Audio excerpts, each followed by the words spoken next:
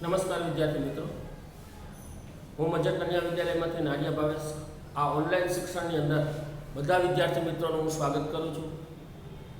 આજે આપણે ધોરણ 11ની અંદર સમાજશાસ્ત્રનો પરિચયનો પાઠ ભણી રહ્યા છીએ, જેમાં આપણે એક મહત્વનો પ્રશ્ન જે સૌથી 4 માર્કમાં પૂછાય છે કે ભારતમાં સમાજશાસ્ત્રનો વિકાસ સમજાવો.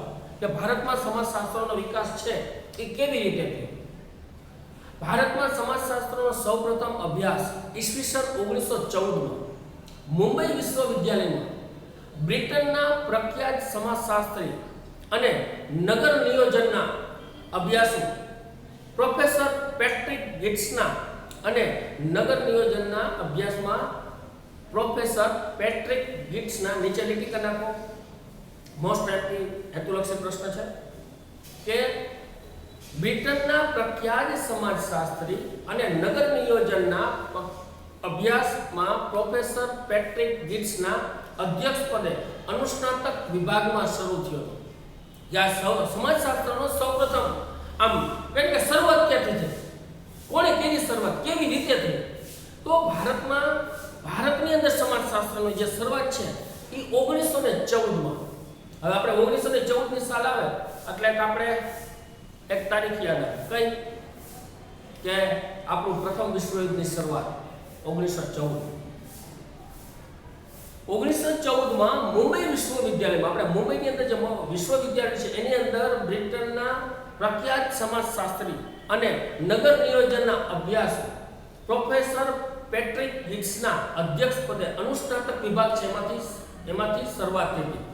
ઈસવીસન 1924માં ડોક્ટર ગોવિંદ સદાશિવ ધુરીએ મુંબઈ વિશ્વવિદ્યાલયના સમાજશાસ્ત્રના અનુસ્નાતક વિભાગના અધ્યક્ષ બન્યા. ત્યાર પછી શું થયું કે આપણા જે ગોવિંદ સદાશિવ ધુરીએ છે એ મુંબઈના જે વિશ્વવિદ્યાલયના સમાજશાસ્ત્રના અનુસ્નાતક વિભાગના સૌપ્રથમ શું બન્યા? અધ્યક્ષ બન્યા સમાજશાસ્ત્ર વિષયની અંદર. આમ ઈસવીસન 1914 થી 1947 સુધી સમાજશાસ્ત્રના અભ્યાસનું કેન્દ્ર મુંબઈ વિશ્વવિદ્યાલયનો અનુસ્નાતક વિભાગ રહ્યો. ત્યાં આ જે સમાજશાસ્ત્રની શરૂઆત છે એ સમાજશાસ્ત્રની શરૂઆત છે 1914 થી 1947 સુધી. સમાજશાસ્ત્રના અભ્યાસનું કેન્દ્ર કોણ રહ્યું? તો કે જે મુંબઈનું જે આપણું જે વિશ્વવિદ્યાલય છે એનો જે અનુસ્નાતક વિભાગ છે એ અનુસ્નાતક વિભાગ છે એ અહીંયાથી શું કહેવાય એનું કેન્દ્ર રહ્યું.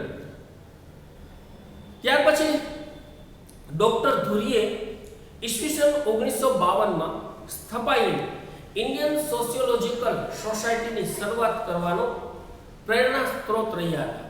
નીચે લેખિકાના જો મોસ્ટ હેતુલક્ષી પ્રશ્ન છે કે ડોક્ટર ધુરીએ ઈસવીસન 1952માં સ્થપાયેલી ઇન્ડિયન સોશિયોલોજીકલ સોસાયટીની શરૂઆત કરવાના પ્રેરણા સ્ત્રોત રહ્યા. આ ઉપરાંત તેમણે સોશિયોલોજીકલ બુલેટિનમાં મુખ્ય સંપાદક તરીકે મહત્વની કામગીરી બજાવી હતી. કોને? ડોક્ટર ધુરીએ. ડોક્ટર ધુરીએ છે એના છે ઇન્ડિયન સોશિયોલોજીકલ સોસાયટી છે એની શરૂઆત કરવાના પ્રેરણા સ્ત્રોત રહ્યા અને આ સિવાય સોશિયોલોજીકલ બુલેટિનના મુખ્ય સંપાદક તરીકે મહત્વની ભૂમિકા ભજવી. તેમણે અનેક વિદ્યાર્થીઓને શિક્ષણ આપીને આધુનિક સમાજશાસ્ત્રીઓ તૈયાર કર્યા. એને કેટલા બધા વિદ્યાર્થીઓને અત્યારે કેમ આપણે હું તમને સમાજશાસ્ત્ર ભણાવું છું એમ યુનિવર્સિટીની અંદર એવા કેટલા વિદ્યાર્થીઓ એના નેતૃત્વ હેઠળ પીએચડી થયા હતા અને એને સમાજશાસ્ત્રનું એને જ્ઞાન લીધું.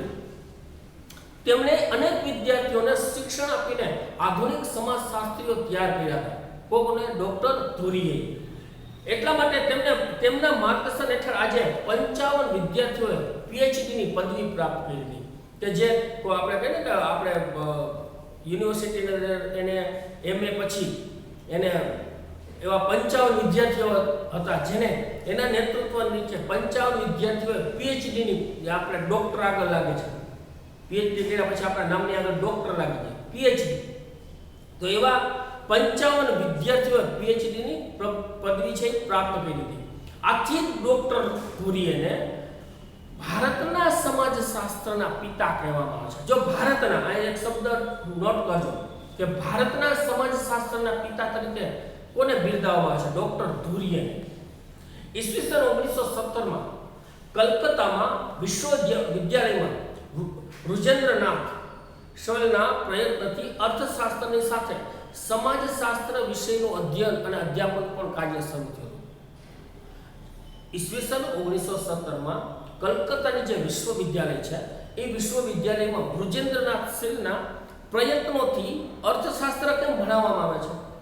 અર્થશાસ્ત્ર એક વિષય છે, તો અર્થશાસ્ત્ર જે રીતે ભણાવવામાં આવે છે એવી જ રીતે સમાજશાસ્ત્રનો પણ અભ્યાસ શરૂ થયો અને સમાજશાસ્ત્રનું પણ જ્ઞાન આપવામાં આવ્યું. ત્યારથી પછી તો સમાજશાસ્ત્ર વિષયનું અધ્યયન અને અધ્યાપન કાર્ય શરૂ થયું.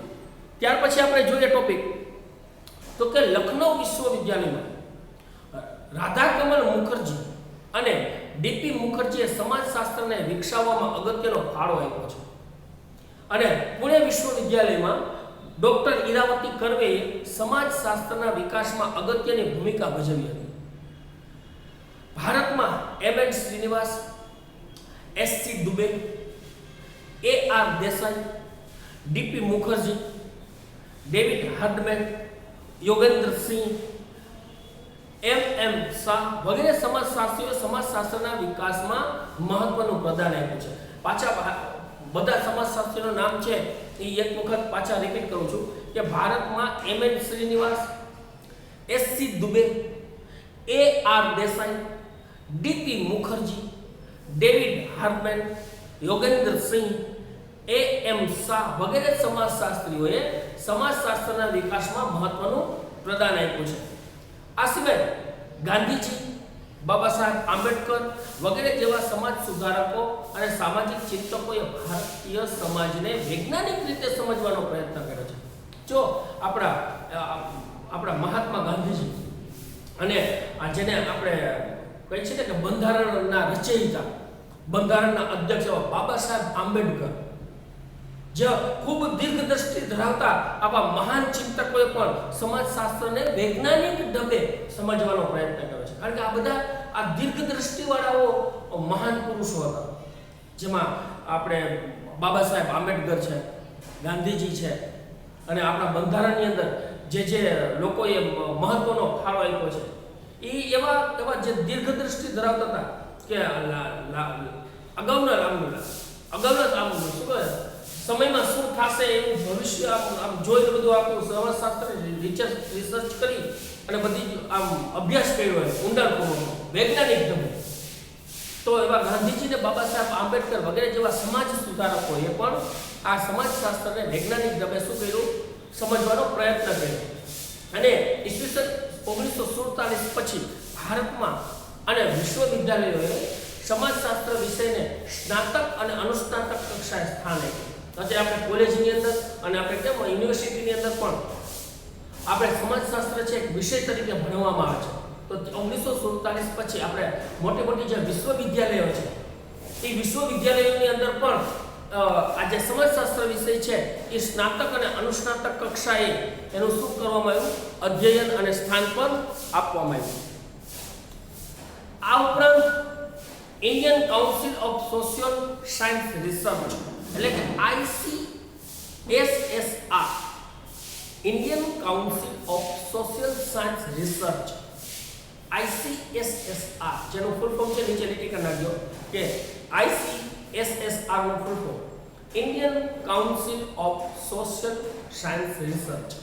ત્યાર પછી યુનિવર્સિટી ગ્રાન્ટ્સ કમિશન UGC દ્વારા ભારતમાં સામાજિક સંશોધન માટે એને નાણાકીય સહાય પૂરી પાડવામાં આવી કે સમાજશાસ્ત્રની અંદર જુદા જુદા સંશોધન કરવા માટે જ્યાં પૈસાની જરૂર પડે તો UGC દ્વારા ભારતમાં સામાજિક સંશોધન માટે નાણાકીય મદદ મળતા અનેક સમાજશાસ્ત્રીય સંશોધનો થયા છે. ભારતમાં સમાજશાસ્ત્રીય દ્રષ્ટિકોણથી અભ્યાસ કરનારા સમાજશાસ્ત્રીઓમાં KM Kapadia, AM Srinivas, AR Desai, SC Dube, DN Majumdar, IP Desai, Yogendra Singh, Arvind M Shah, doctor Iravati Karve, MS Gole, Ramkrishna Mukherjee, Neeraben Desai, Brijraj Chauhan વગેરેનો સમાવેશ થાય છે. આ બધા જ ભારતની અંદર જે મહાન સમાજશાસ્ત્રીઓ છે એ સમાજશાસ્ત્રીઓને સમાજશાસ્ત્રીઓ થઈ ગયા, જેને સમાજની અંદર ખૂબ જ ઊંડાણપૂર્વક અભ્યાસ કર્યો અને સમાજને આ વૈજ્ઞાનિક ઢબે સમજવાનો અને સમજાવવાનો પ્રયત્ન કર્યો છે. એવા ઘણા બધા સમાજશાસ્ત્રીઓના આપણે નામ જોયા. જે પણ નામ છે ટેલી કરી લો અને વાંચી લેજો કે એમ કાપડિયા છે, એમ શ્રીનિવાસ છે, AR દેસાઈ છે, SC દુબે છે. M Srinivas, AR Desai, SC Dube, DN Majumdar, IP Desai, Yogendra Singh, Arvind M Shah, doctor Iravati Karve, MS Gore અને રામકૃષ્ણ મુખર્જી, નીરાબેન દેસાઈ, બ્રિજરાજજી ચૌહાણનો સમાવેશ થાય છે. આખો પ્રશ્ન છે. આખા પ્રશ્નની અંદર જેટલા સમાજશાસ્ત્રીઓ છે એ સમાજશાસ્ત્રીઓ તમારે એકવાર વાંચી અને લખી લેવા. આખો પ્રશ્ન છે એ આખો પ્રશ્ન તમારે નોટબુકની અંદર વ્યવસ્થિત લખી અને તૈયાર કરવાનો રહેશે.